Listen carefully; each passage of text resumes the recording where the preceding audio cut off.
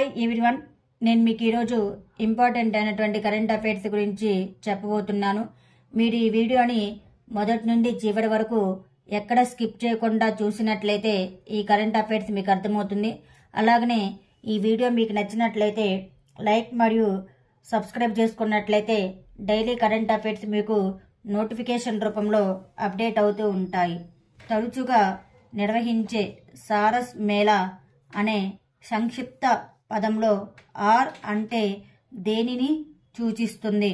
సారస్ అనగా sale of articles of rural artisans society, గ్రామీణ కళాకారుల సొసైటీ వ్యాసాల విక్రయం.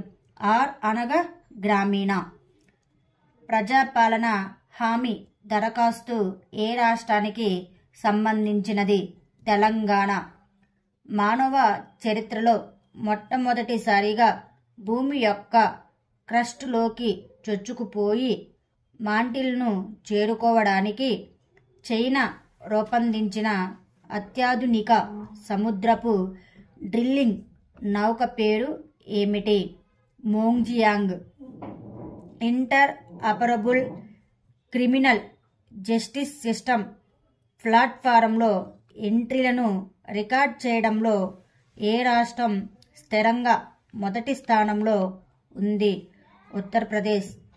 శ్రీలంకలో భారతీయ సంతతికి చెందిన తమిళుల 200 సంవత్సరాల జ్ఞాపకార్థం ఇటీవల ఎవరు పోస్టల్ స్టాంపును విడుదల చేశారు?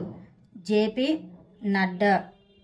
ఇటీవల కేంద్ర మంత్రి అనురాగ్ సింగ్ ఠాకూర్ శనివారం 30 డిసెంబర్ 2023 భారత ప్రభుత్వం క్యాలెండర్ 2024ను ఏ థీమ్తో ఆవిష్కరించారు?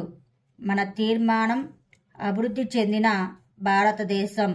ఇటీవల 30 సంవత్సరాలకు పైగా బ్రిటన్లో వైద్య రంగంలో చురుకుగా ఉన్న ఆయన్ను మహారాజా చార్లెస్ III నైట్హుడ్ బిరుదుతో ఎవరిని సత్కరించాలని నిర్ణయించుకున్నారు?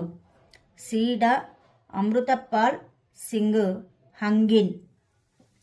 ఇటీవల ఏ రాష్ట్ర ముఖ్యమంత్రి అభయహస్తం కార్యక్రమాన్ని ప్రారంభించారు? తెలంగాణ. మోంగ్జియాంగ్ అనే అత్యాధునిక సముద్ర డ్రిల్లింగ్ నౌకను ఇటీవల ఏ దేశం ఆవిష్కరించింది? చైనా. భారతదేశపు మొట్టమొదటి జలాంతర్గామి పర్యాటకం ఇటీవల ఎక్కడ ఆవిష్కరించబడింది? గుజరాత్. ఇటీవల ఇస్రో రాబోయే 15 సంవత్సరాల్లో ఎన్ని జియో ఇంటెలిజెన్స్ ఉపగ్రహాలను ప్రయోగించాలని ప్లాన్ చేసింది? 50. ఇటీవల ఏ దేశపు జాతీయత బ్రిక్స్లో చేరాలనే ఆహ్వానాన్ని తిరస్కరించింది? అర్జెంటీనా. నేషనల్ ట్రాన్సిట్ పాస్ సిస్టమ్ను ఇటీవల ఎవరు ప్రారంభించారు? భూపేంద్ర యాదవ్. ఇటీవల ప్రపంచంలో 2వ అతిపెద్ద ప్రపంచ ఉక్కు ఉత్పత్తిదారుగా ఎవరు మారారు? భారతదేశం.